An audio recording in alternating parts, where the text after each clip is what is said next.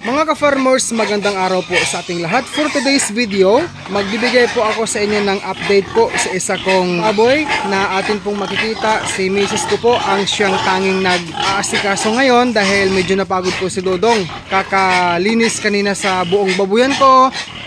Nagpaligo sa mga baboy, mga fatteners at itong dalawang geltamen. Then nagkuskus po sa sahig, no? Ayan. So sa ngayon po, ako ay nagpapatulong kay Mrs. No? Continue po ang aking ginagawang unti-unting pag-train kay Mrs. No? So this time, merong wait lang. Okay. So merong gestation feeds, half kilo. Yan. Lagyan natin ng King's Beta Plus animal feed supplement. Gamay lang. Okay. Then ibutang sa baboy. Timing lang. Ayan. Pagkatapos doon sa kabila naman.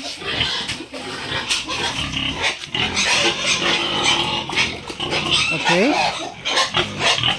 Andam mo yung kamay mo sa kabila. Ganyan. Okay, very good. Ayan. Kulang tubig. Okay. Ito po ang status dito sa aking guys. Sa aking isang baboy na to. Ito, yung mayroon pong yellow ear tag, no? Buntis na po siya guys for the first chicking namin sa kanya ngayon.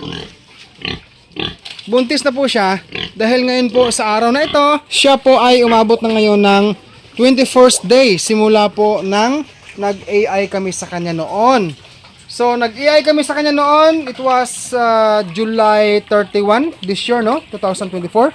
So today ay pang 21 kaadlaw na guys, no? Pang 21 araw na simula nung kami ay nag-iay sa kanya. So hindi po siya nag-reheat. Ang magiging pangalawang observe natin or checking sa baboy ko na ito will be on September 11 this year, 2024. Ang pang 42 days na po niya sa simula sa pag-AI namin. Samantala naman po, ang aming mga fatteners ngayon dito ay 2 months na po and 25 days old simula sa pagbili namin sa kanila. Medyo malaki na po sila mga kababayan. No, talagang may lahi po pala talaga sa baboy na maganda po ang kanilang growth, no, ang kanilang paglaki, kahit na simple lang po ang ating ginagawang management po sa ating mga baboy. Bago tayo magtapos sa video na ito, handog ko po sa mga kababayan kong baguhan pa lang, yung link po sa feeding guide ng fatteners ay pakicheck na lang po nandyan sa description. Ganon din po ang link ng feeding guide para sa dumalagang baboy or inahin na pwede pong makatulong sa iyo para po sa iyong baboy. Ganon din po kung paano gamitin ang King's Beta Plus Animal Feed Supplement. Nandyan din po kasama sa description. Pakicheck na lang din po upang makatulong din po sa iyong mga baboy. Maraming salamat po mga kababayan sa pagpanood sa video na ito. Subscribe ang hindi pa ho nakapag-subscribe and hit the bell ring for more upload. God bless po sa ating lahat mga ka-farmers at peace out everyone.